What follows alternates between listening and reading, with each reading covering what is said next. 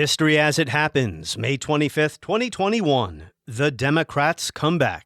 This nation is asking for action, and action now. The Great Society rests on abundance and liberty for all. It demands an end to poverty and racial injustice, to which we're totally committed in our time. In the quarter century after the Second World War, New Deal liberalism was riding high. But after LBJ's Great Society was sacrificed on the altar of Vietnam, and after Carter's failed presidency gave way to the Reagan Revolution, Democrats were in disarray and liberal became a dirty word.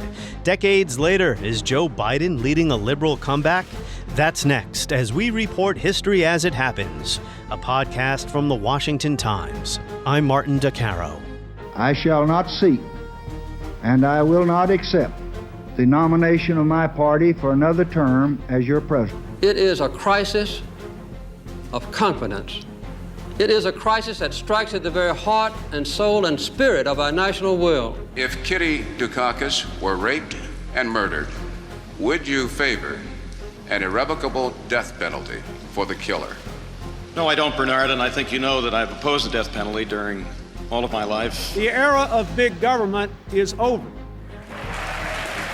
I did not have sexual relations with that woman, Miss Lewinsky. Because of what we did on this day, in this election, at this defining moment, change has come to America.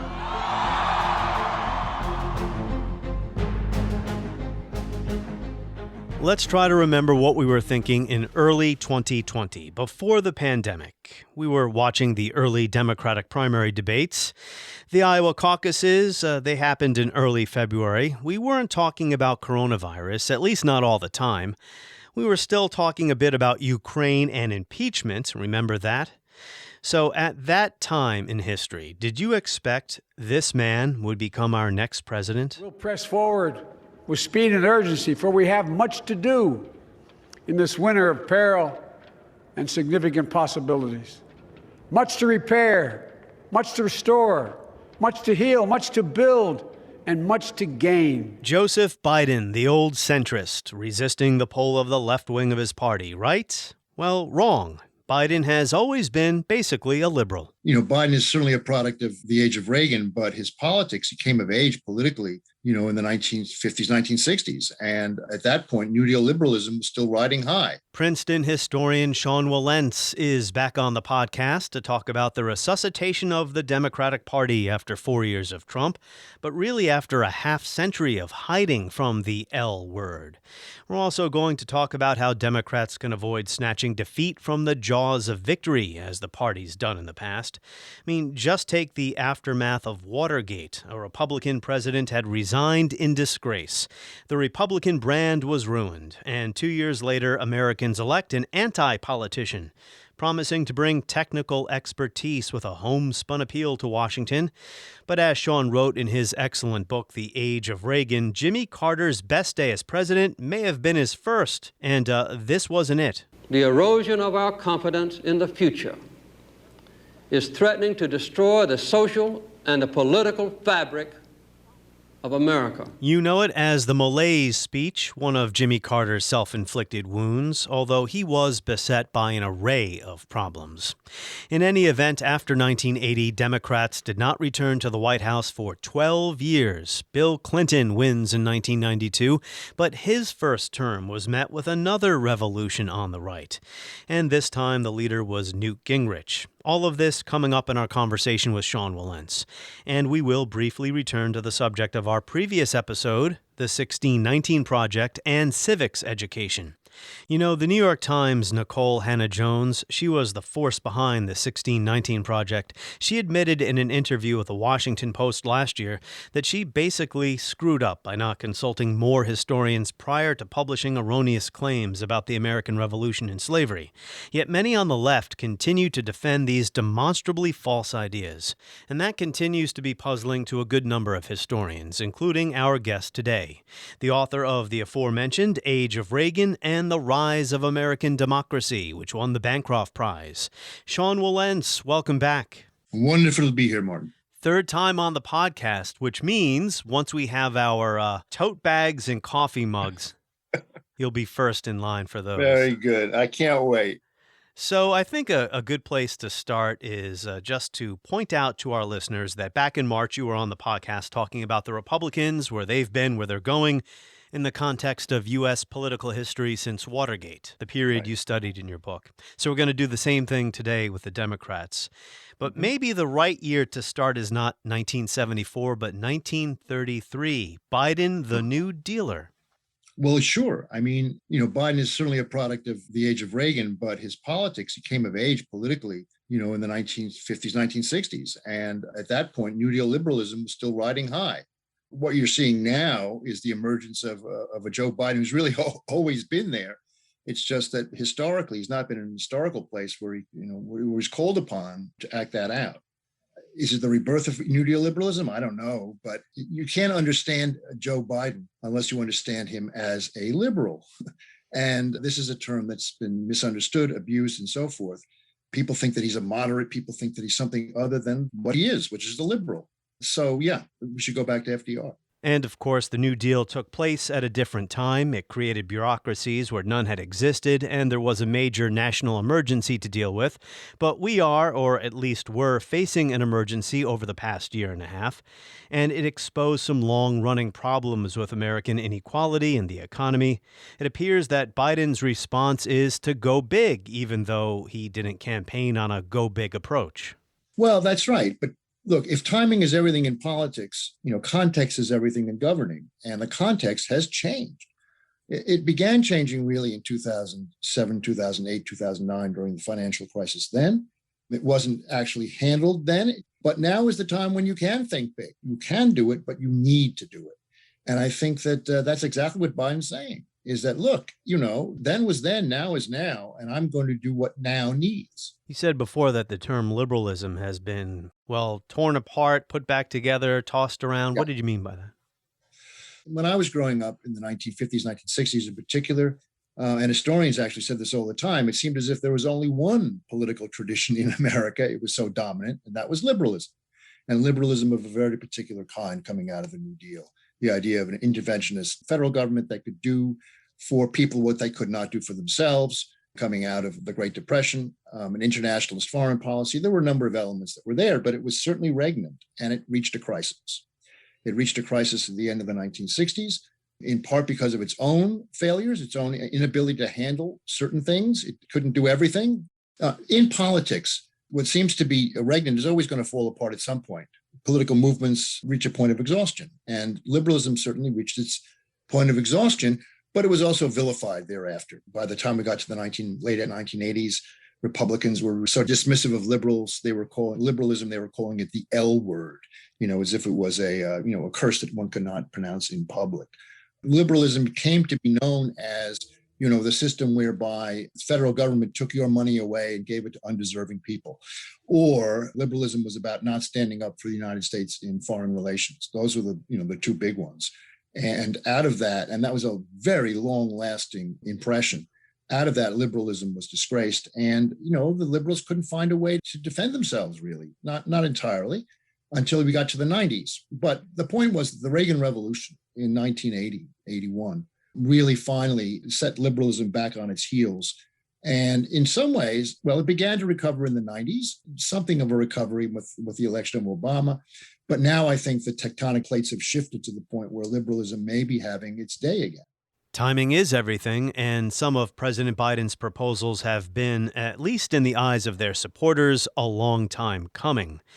Polls have shown that Americans have not been too pleased with how capitalism's been going in this country, with a couple of economic crises in the span of a decade, the economic problems we mentioned that were exposed by the pandemic. Well, I think that comes a time when you have to save American capitalism from the capitalists sometimes. Unregulated, the system just breaks down because it's based on self-interest, greed to a certain extent. That's all fine. It can be very functional up to a point, but beyond a certain point, it breaks down. And that's what we saw in the 30s. And we've really seen that since 2000, 2008, but it has come back once again in a big way. And I think that's why a lot of people are just saying, look, we need help here. We cannot do this on our own. We kind of redirected towards FDR. Biden, I think, right now is facing a similar challenge to the one FDR faced in 1937 in his second inaugural address, where the U.S. economy had made somewhat of a comeback. Of course, as we know, it never really fully recovered from the Great Depression until the war.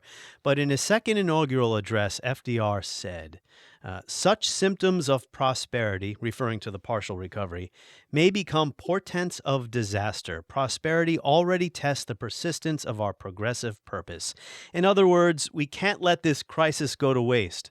So today, with Biden wanting to spend $6 trillion to rectify some of these underlying problems, whether it's lack of health care, lack of child care, he has to tell the American people, yes, our economy is coming out of the pandemic, but we can't let the crisis go to waste. That's right. No, and I think what he's really trying to do, actually, you could see it in the speech to the joint houses. He's really trying to undo Reaganism. That is to say, the thought that government is part of the problem, not the solution, right? But he addressed it quite directly in that speech. I mean, he said trickle-down economics is a lie, basically. That was at the core of what the Reagan Revolution against liberalism was. He came out for organized labor in a way that you haven't heard too many even Democratic presidents be quite so full-throated. He said the middle class made America and unions made the middle class. John L. Lewis, back in the 1930s, the CIA used to go around saying the president wants you to join a union. That's about as close as you've heard anybody going back to that rhetoric as ever. So I think that Biden's doing this quite consciously, that he sees the long arc of history and he's trying to not bend it so much as he's trying to take advantage of the moment in order to bring politics back to its senses. Yet blue-collar labor is one area where the Democratic Party really hasn't made a big comeback yet. That's true. I mean, it's a big problem. I mean, if anybody can bring them back, well, actually, it's interesting.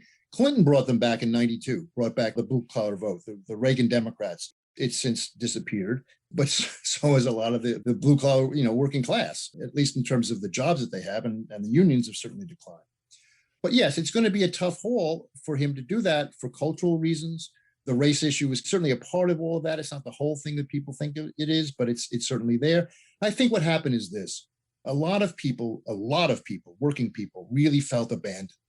And they felt abandoned by both parties. They felt abandoned by the Democrats because they thought that the Democrats were going to give money away to people who didn't deserve the money. And they thought the Republicans in the end didn't serve them well under George W. Bush in particular when things fell apart. And over all of that period, an entire way of life was changed and nothing was done for them. That way of life was, you can call it deindustrialization, call it what you want. I mean, you can go back to the deer hunter if you want to understand that world where people thought that everything is in this town. It's all here. Now it's been destroyed. And they feel as if, the system has let them down. It was getting very hard for either party to hold on to that vote. But then Trump came along and just took it. And it's going to be very, very difficult to take those votes away from the Trump Republicans at the moment. I don't know that Joe Biden can do it. Why not? Well, because I think that the feeling of alienation runs that deep. I think the feeling of anger runs that deep. And that Trump, the demagogue, managed to convince them that, with bread and circuses and all the rest, that he was the one guy who was on their side, the non-politician, the non-Democrat. It's going to be very hard for any political leader to come and grab that vote away from him. I mean, we shouldn't be naive about it. And it's not, people think it's about race and racism entirely. It's not. It's much bigger than all of that. And you're seeing it around the world, by the way. This is not just an American problem.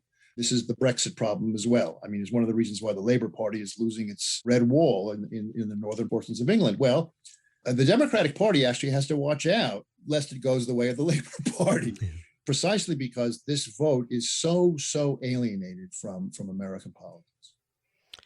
The Populist Playbook. Let's go back to Clinton. You said Clinton tried to peel back Reaganism with limited success. You placed Clinton's presidency within the age of Reagan. Mm-hmm. In your book. Mm-hmm. Why? Because Reaganism was kind of reborn under Clinton, and Clinton was hemmed in by it and could not get away from all of that. Clinton came into office, you'll remember, with all sorts of big ideas. I mean, he wasn't going to sound quite like a New Dealer because, after all, liberalism has been disgraced. It was not a word you're going to embrace. Funnily enough, the word he chose was progressive, which is now a word meaning the hard left. But never mind. But he came in with all sorts of big ideas. I mean, he was going to redo healthcare. He was going to deliver the thing that the Democratic Party had promised the American people since Harry Truman, right? And he had this gigantic healthcare initiative in which he put the First Lady in charge. And it was ambitious, and it was big, and it lost. It got creamed, and it got creamed for all kinds of reasons, largely because the Republicans ran a demagogic campaign against it. You remember the Harry and Louise commercials, if you go back that far. I don't get it. Congress isn't passing the health care reform America wants. Problem is, they don't get it. We've been clear about the reforms we want. But also there was dissension within the Democratic Party over other issues, things like NAFTA and so forth. The unions were kind of against him. They were very angry. Clinton had a problem in that he didn't have the same kind of political capital coming into office that, say, FDR did in 1933, and he didn't have the situation that was anywhere near as dire. So what happened was that because he lost health care, bungo, then comes 1994, and you have the Contract with America election, and Newt Gingrich is elevated, and Gingricism is riding high, and Gingricism is a kind of reborn Reaganism. It's different in important ways. It's the beginning, actually, of the radicalization of the Republican Party, which ends with Trump. But Clinton, from then on in, forget about big ideas. He wasn't going to get any big ideas through anything. So he's going to have to maneuver. He was going to have to fight a war of position. He was going to have to figure out how to triangulate between the liberals in Congress and the Republicans. He was going to have to find a middle course that was going to be, dodging, bobbing, weaving, going zigzagging to get anything done. It was the only way he managed to get things done, and he did get a lot done. But people thought it was all small bore, and they were all very, skeptical of it, or derisive of it, rather. But look at the political realities. You weren't going to get that stuff through the Gingrich Congress. And in the end, it was Clinton, funnily enough, who defeated Gingrich. I mean, don't forget how radical the Republicans were even then. Government shutdowns and all the rest of it. I think there were 2 government shutdowns while Gingrich was there. Well, Clinton outmaneuvered them. They were made to own those crises that they had brought on themselves. And of course, Clinton was reelected in 1996 to the great horror and shock of the Republican Party. So he did a pretty good job of all of that. But in the process, a lot of liberals within his party never quite trusted him thereafter. And it's funny. I mean, had Al Gore won the presidency in 2000, well, Al Gore did win the presidency in 2000. If Al Gore had not had the election stolen from him, then I think you might have been, and with the Democratic Congress coming in, then I think you might have been able to see, something fuller coming out, especially after the impeachment drive, which actually was not good for the Republicans. Didn't happen. So in a way, the age of Reagan was, limping along in various ways, but it kind of continued on until 2008. Now, we can talk about 2008 and whether that's the end of the age of Reagan or not. Well, you said stolen election. I thought the 2020 election was stolen. Yeah, right. Yeah, right. It's funny because Clintonism today is out of favor with the left wing of the party. The crime bill, welfare reform. So that's one. Number 2, in your book, the Carter presidency, the Clinton presidency, the Democrats in the 1980s, even Obama. I sensed a theme, a party that mastered the art of grabbing defeat from the jaws of victory. Right.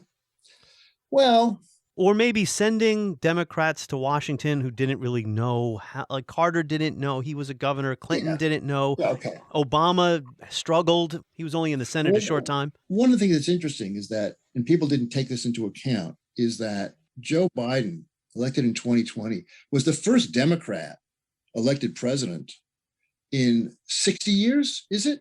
Who actually knew knew what he was doing.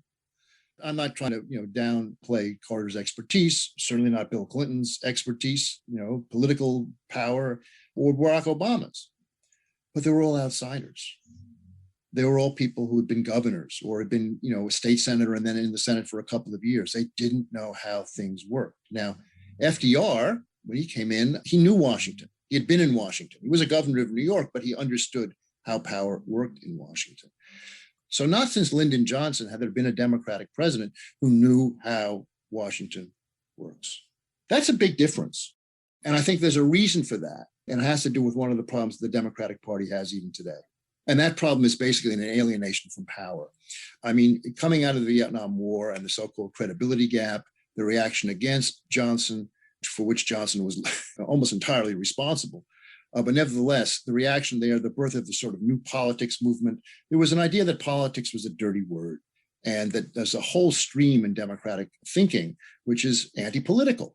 And you saw that coming out most clearly with Carter. I mean, Carter was anti-political president. He did not like the politics. Clinton was very different. Clinton was a consummate politician, but he was constantly being hounded by House Democrats and others in the party, who didn't like politics, who didn't like what he was doing, couldn't see what he was doing, which was, as I said before, this bobbing and weaving, this moving from side to side. He was being a politician. But there's been this strand in Democratic Party politics going all the way back to the late 60s, which is fundamentally anti-political. It's all for good things, and if you were to do the list of priorities, me as a Democrat, as a liberal, would probably jump up and down and say, yes, great. But, in the end, there's no such thing as good policy without good politics. There's no such thing as good government without good politics. And this is something that the Democratic Party has to understand and often doesn't. Compromise is good because you can compromise up. Well, you can compromise up, but it's also more than compromise. I mean, it's about how to do politics. Very often it's about, Lyndon Johnson could do this, knowing someone's weak points so they can get them to support you. Politics is about people in the end. And the Democrats are too much of the time. I'm not trying to indict the entire party. Joe Biden certainly understands this. But too often, too many Democrats wish that we had a system without politics. Yeah. And you're not going to get anything done that way. Well, I recall some of the criticism Biden received recently when he talked about how he worked with segregationists years ago in the Senate. I mean, I'm laughing only because what was he supposed to do? I mean, that's the way. If you're going to be insider, if you're going to do it inside, look, politics, the politics of reform, the politics of change, always have two parts, people on the inside and people on the outside. But the people from the outside often misunderstand the fact that politicians have to deal with real life. Much as sometimes politicians forget the fact that people outside, the egalitarians, aren't necessarily going to understand them. They're going to have to be against them sometimes. Really smart politicians get it. So that, for example, there are famous stories, I don't know if they're apocryphal or not, but if FDR, for example, talking to, I think the organized labor, some CIO people, I don't know who it was, but he would say to them, you go out and make me do what you want me to do. In other words, you have a function is to raise public conscience. I cannot be out in front of it. You have to do that. And that's the same thing that happened in the 60s. But there was a working relationship between Dr. Martin Luther King Jr. and President Johnson. They weren't the same. There was tension between them. God knows J. Edgar Hoover was doing terrible things to Martin Luther King. But they had a tense but working relationship. That's how change happens in the United States. And I think that too many Democrats don't get that, or they think that they want to become, sort of social movement leaders inside Congress. That's not how it works. Yeah, with their social media feeds and memes. Yeah, exactly. I've read and heard about the stories of Johnson bending people to his will. You went in thinking one thing, you left on his side. It's harder probably for Biden to do that today, given Mitch McConnell already saying, as he did with Obama, 100% opposed. Yeah, no, I mean, the politics are different. And you do have a Republican Party that it ceased to be a normal political party as far as I can see. I mean, it's become highly abnormal. It is only obstructionist. It is about undoing democracy, actually, at this point. That's what January 6th brought home to me. The Republican Party is a creature that we've never seen before in American history. But even before that, and I think this is in some ways Barack Obama's big mistake, there was not going to be any negotiating to get this stuff done. You were going to have to win politically. I don't think that Obama understood that. I think that Biden, he understands it, but I'd hate to see him blow a big issue because he was trying to get Susan Collins to vote for it. That's not smart politics in my view.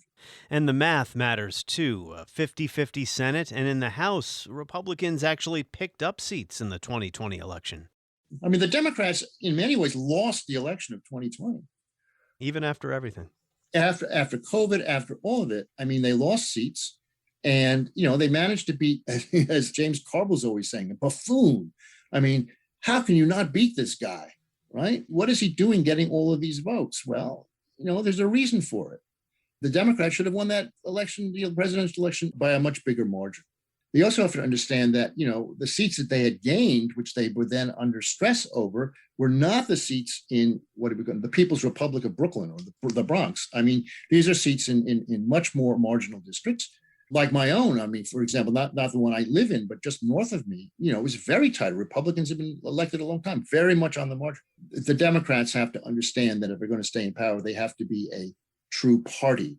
They are a true party, much truer than the Republicans are, but they have to act like a party. So that reminds me, I have a bookmark in your work, The Age of Reagan, page 175. Ted Kennedy, after the thrashing in 1984, Reagan over Mondale. Here's Ted Kennedy. And this is probably a good place to transition to part two of our conversation about where the Democrats might get tripped up in cultural matters. We're going to touch on the 1619 issue. But here's Ted Kennedy, 1984. There's a difference between being a party that cares about labor and being a labor party, a party that cares about women and being the women's party. And we can and we must be a party that cares about minorities without becoming a minority party. We are citizens first, constituencies second. So my next question to you, Sean Wilentz, is Democrats, I think, are right to emphasize diversity and bringing people of color under their umbrella. But does that also risk, if they don't do it wisely politically, strengthening and increasing the desperation of disgruntled white male voters, blue-collar labor? Of course it does. But look, the Democratic Party has in its ranks people who really understand what Teddy Kennedy was talking about in 1984. And they include, well, they always included my friend John Lewis. They included Elijah Cummings, and they now include, Jim Clyburn. And these are people who certainly stand up for the African-American side of what Teddy Kennedy was talking about. They also understand politics. They understand that you're not going to get anywhere, by being a party of constituencies, of being a congeries of interest groups that somehow supposed to hold together and win people's votes. You have to be a comprehensive party with a comprehensive vision and understand that, you can't be fighting all of these things to the max all of the time. You just can't. And you can't be pure. And if you're going to be pure, you're going to be a loser. You're going to be a beautiful loser, but you'll be a loser. But I think that the Democratic Party has very strong members within it, in the Congress in particular, who've always understood that. And, my hope is that those people, well, we've lost John, but I mean, that those people will continue to have an important voice in understanding where the party and its constituencies meet up, that they can meet up, they ought to meet up. But unless they do meet up, then we either hang together or we hang separately, as the revolutionary slogan. Well, it seems one area where Democrats could gain some ground is in foreign policy, right? After the chaos of the Trump term, when it came to his treatment of our allies, NATO, his behavior toward Kim Jong-un and Vladimir Putin, the betrayal of the Kurds in Syria, the trade war with China. During the Democratic debates, I didn't hear anything about foreign policy. No, they didn't talk about foreign policy. Well, and the American elections, when you talk about the Russians, America first came down to basically being aligned with the worst impulses in international politics rather than the best. It was much more aligned with, the way that Vladimir Putin does business or, the North Koreans do business than it was with, say, the way that the EU does business or the way that our allies around the world do business. America first stiffed our allies. It wasn't America first, but it was certainly Europe last, right? And you mentioned Syria, and that's the thing, that betrayal of the Kurds. I mean, all of that fell into place as being something that I don't think Donald Trump really cared much about. I don't think he knew much about, but, he was going to go along with what he thought the direction in international policy ought to be. And he was able to drape that in the retreat from military engagement, which is, again, something that was very popular, the endless wars and so forth that he was always talking about. I mean, there's something to that, but there's also less to it than meets the eye. It was a kind of blanket condemnation that was handled very clumsily. So foreign policy is a huge problem. I think that the first thing that Biden had to do, and I hope he's managed to do it, I'm not privy to these conversations, is to rebuild the relationships that were undone under Trump. One area where you believe Democrats could get into trouble is in the area of culture, education. You sent me a link to a piece by George Packer in The Atlantic, Can Civics Save America? And the competing narratives on the right and left about what to teach students about government and history. And we can touch on 1619 at one point, but let's talk more first about this problem facing the Democrats. Sure. I mean, the cultural issues have become so polarized. I mean, what we saw over the last year in the wake of George Floyd's murder, the horror that evoked, justifiable horror that evoked. But the polarization has become very, very powerful, and it's entered into all sorts of realms. The one I'm most interested in myself has to do with education, has to do with civics, has to do with the teaching of American history. And what we're seeing is, again, it's the crisis of liberalism, but we're seeing the center fall away. A conversation that we ought to be having in terms of educating students, giving them the information they need to be intelligent citizens, but also just be intelligent human beings, the history they need in order to orient themselves, and orient their country and the world from the past to the present. All that's being undone by vitriolic political passions. And the Democrats, it's a minefield. It's a minefield. And the Republicans kind of have it easy because all they have to do is stand up for very old-fashioned, quasi-patriotic 1776 project stuff. They don't really care about it too much. They'll stand up for it because they it sounds all American. Democrats are actually, it's more of a problem for them because they want to do the right thing.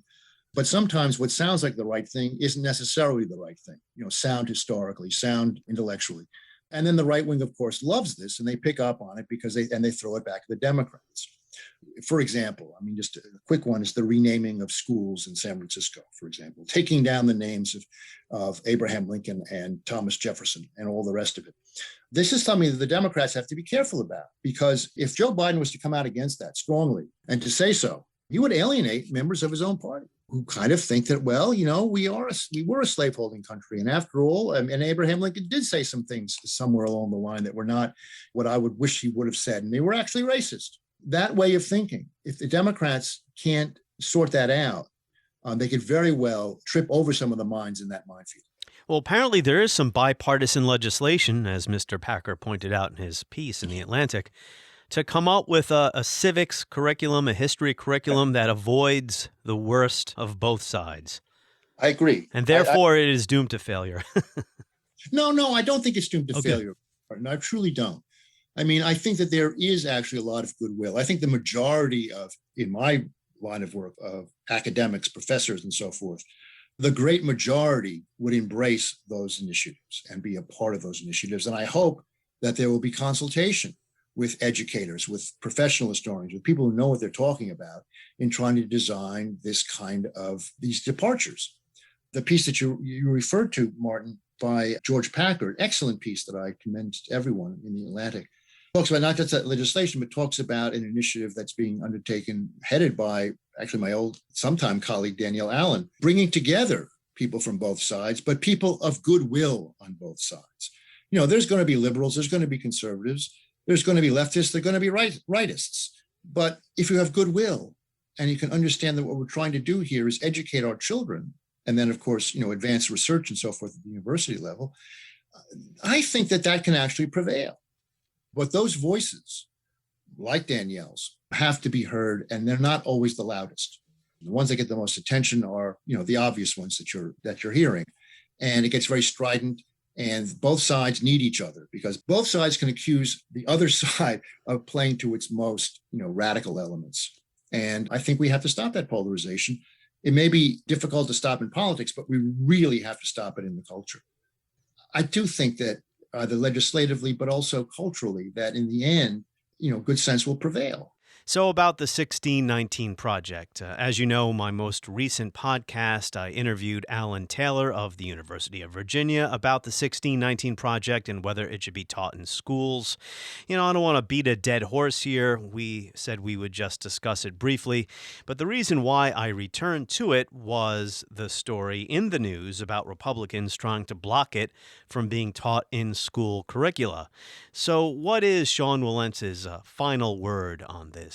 My word is not that much different than it's been in most respects. I think that the project had some very important and glaring errors that had to be corrected, and they didn't want to correct them. They still haven't been corrected. If you go to the Times website, there's been a sort of clarification. There's all sorts of false impressions about that particular issue, the American Revolution and slavery. Some have said that those of us who criticize that were being pedantic, and therefore we've unleashed the right wing in some way. The idea that 5 college professors unleashed the right wing is really pretty absurd in my view. But The fact was that was never our contention, never our aim. Our aim was, in fact, quite the opposite, was to make sure that the history that's coming out about slavery in particular, the centrality of slavery to American life, to American history, the centrality of Black Americans to the American story, that has to be told. That must be told. But if it's not told accurately, if it's going to have such obvious inaccuracies as the ones that my colleagues and I pointed out, well, that's only going to make it easier to discredit the entire project that needs to be done. So that's my basic take on it. Now, as far as the politicians are concerned, and Tom Cotton and then President Trump, they all try to make political hay out of this. And they had their own view of American history. So they came up with these things like the 1776 Commission, which was, ridiculous history. I mean, it wasn't even history. It was just politics dressed up as history. But it was feeding off of the problems that were there on the other side that we were pointing out. And then it gets back and forth so that, you had this endless, shouting match with people of goodwill in the middle, very often quiet, very often sometimes intimidated by it all because, you don't want to be called nasty things on Twitter after all. And we're in a world of social media now where your reputation can be besmirched, if you take Twitter seriously, but that's another matter. But I think that in the end, people of goodwill, good sense, are going to come together and lick this thing. And the politics will help. One of the things that the presence of Joe Biden in the White House has done is at least it's lowered the temperature a little. And, the things that you're seeing now in the state legislatures and so forth, they're trying to gin up something because the Republicans are in bad shape. As you can see in the votes in Congress, is that there are real divisions inside the Republican Party, a Republican Party that's now become the Trumpist Party. And this is the same old, inflaming a cultural issue to try and just distract people from what's really going on. Not entirely, but a lot of what's going on with these attacks on school boards and so forth. And even for that matter, the recent controversy at the University of North Carolina over giving the editor of the 1619 Project a tenured position. I mean, this is a job in journalism. The journalists wanted to appoint her. Where the trustees coming in on blatantly political grounds trying to stop that, that's ridiculous. Nicole Hannah Jones. Yes, and it comes out of this, the same kind of thing. The polarization is so terrible. Isn't it also an issue of academic freedom as well? Well, the question of academic freedom is there, certainly, but the academic freedom in particular of the faculty at the University of North Carolina Journalism School. I mean, they have the right to vet, to vote, to decide who they want to appoint. We can agree with that appointment or not. That's irrelevant. A, I'm not a journalist, speaking for myself, and B, I'm not at the University of North Carolina. And C, I haven't been privy to their discussions. So, I respect their authority. I respect their good judgment. And if that's the judgment they came to, that's the judgment they came to. To have trustees then interfere on blatantly political grounds is really very unfortunate. I'm a journalist and I pretend to be a historian in a podcast. Now, I try not to say, I'm no historian, but too often. Yeah, right. So what is the historian's role in public debate, in public discourse? Now, I'm asking you that question. You've been a public intellectual for a long time, and your work appears in major publications, so you haven't been shy about weighing in on subjects such as the ones we've been discussing here. So what is your take on the historian's role in all this? Well, obviously, I agree that there's a role to play. I mean, I think that historians come in many different shapes and sizes. And, there are wonderful historians, brilliant historians who don't want to go near public controversies. And that's fine. I respect that. And then there are those of us who think that our job, particularly among American historians, has a certain civic function, that our expertise is such that we can inform public debate, that because we do know what we know, that we can make a contribution to public debate above and beyond what we do in the classroom and above and beyond what we do in our writings or in our, scholarly writings. Neither one of those is the only position. I happen to embrace the second. But yes, I mean, I certainly understand. Sometimes I understand all too well why historians don't want to get involved in public controversies, because you have to have a pretty thick skin. But apart from that, also, I can also understand people who say that, I don't want my own political. I think about politics part of the time, and I keep it away from my scholarship, and I keep my scholarship away from my politics. I get that. I respect it. I think I can make the distinction between the two. I think that I'm not going to be writing history in a political way or in a partisan political way. Neither do I think that I'm going to be presenting a partisan argument dressed up as history. I'm perfectly upfront about what my politics are. But the point is, I'm not going to jump in to advance a political or partisan statement. I'm going to be doing on the basis of what I know about American history and American Constitution. That's the expertise I have. That's all I have. And if I squander that, then I've squandered everything, which is one of the reasons why I try to, call them the way I see them. And if I'm going to disagree with the 1619 Project, I'm going to say so. And when I disagree with Senator Cotton and President Trump, I'm going to say so. It's a matter of retaining one's credibility. But the credibility in the end only attaches to one's own, to your own conscience, really, and to your own sense of what you are doing as a historian. And I think that my conscience is clear on these matters. The medium matters, right? You've written articles in pretty much every major publication in the country. You've written great, but rather long books that, let's be honest, not everyone's going to pick that up and read it. Right. Although I would tell everyone to read The Rise of American Democracy and Chance Democratic in the Age of Reagan. I'll be your book agent here for a moment. Thank you. But with podcasting and social media, you can reach a lot of people who may never pick up one of your books. But there's a downside to that, not for you necessarily, but for historians who get too cute on Twitter and social media. Yeah, I think Twitter's terrible as a way of conducting any kind of debate. It prizes insult, it prizes quips. It's one-liners. One-liners are fine, but only in the context of something longer. Podcasts are another matter. And Martin, if you know a good podcast company that wants to, give me a podcast, I'd love to do a podcast. I have enough time to do it. You do it extremely well. It's something that I was born to, but, I think that's right. I mean, a good podcast can matter a lot. Also, Substack, a fine historian, Heather Cox Richardson, has really made a big deal and a big splash in writing in that medium. So there are a lot of ways with the new technology that historians can get the word out. Make it accessible, too, to people who may not pick up a 1,000-page book, although I think there's no substitute for that, really. There's a lot of ways to get information, and, we're not as much a reading culture as we were. The internet has a revolutionary effect upon what people's brains look like, let alone how they go about filling their brains. But that said, one adapts. We're not writing with quill pens anymore either. Movable type came in. Gutenberg did a lot. But then after that, people adapted. There's nothing sacred about the print medium necessarily.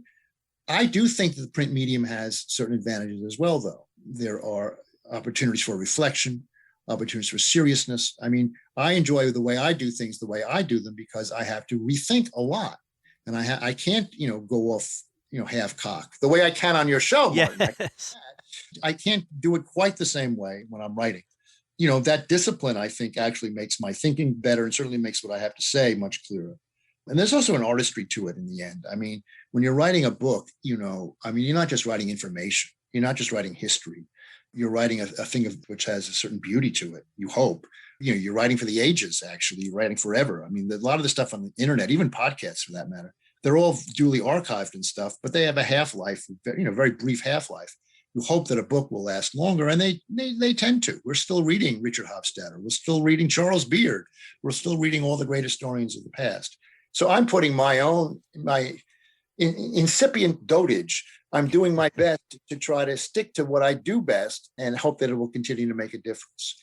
And so far, I've been pleased. It does make a difference. And you are working on a book now on the anti-slavery tradition in American politics, right? On the history of anti-slavery politics in the United States, from the 17th century through the passage of the 13th Amendment in 1864, the ratification of the 13th Amendment in 1865. Great. It's a companion volume to a book you referred to earlier, Martin, The Rise of American Democracy. I mean, as far as I can see, the period from the Revolution to the Civil War had two great themes. Two great revolutions were going on. One was a revolution against monarchy, a revolution that was originally a Republican revolution that turned into a Democratic revolution, small r, small d. That led to the Civil War. And the other revolution was an anti-slavery revolution. Both of them overcoming ancient institutions that have been around for millennia, suddenly being questioned and suddenly being fought against, and the United States being the greatest product of that moment, certainly the most enduring product of that moment, and one in which all these issues had to be fought out among Americans. It was, Americans didn't think all the same way by any means. But the struggle over democracy and the struggle over slavery, I think those are the two most important themes in American history before the Civil War. And that's what I aim to do, is to tell. I told half the story, and now I'm going to tell the other half of the story, and then it'll all be there. And the first copy will be sent to the New York Times? Yeah, well, just for review, Martin. Well, they will probably review it. I review for the New York Times. Yes. I have no beef with the New York Times in toto. I didn't think they did a good job with 1619, but like I say, it's a question of being part of the conversation and keeping the conversation open. And if we can keep the conversation open, then I think we're fine. Well, Professor, you're always welcome here for more conversation. And get that book done. We want to read it.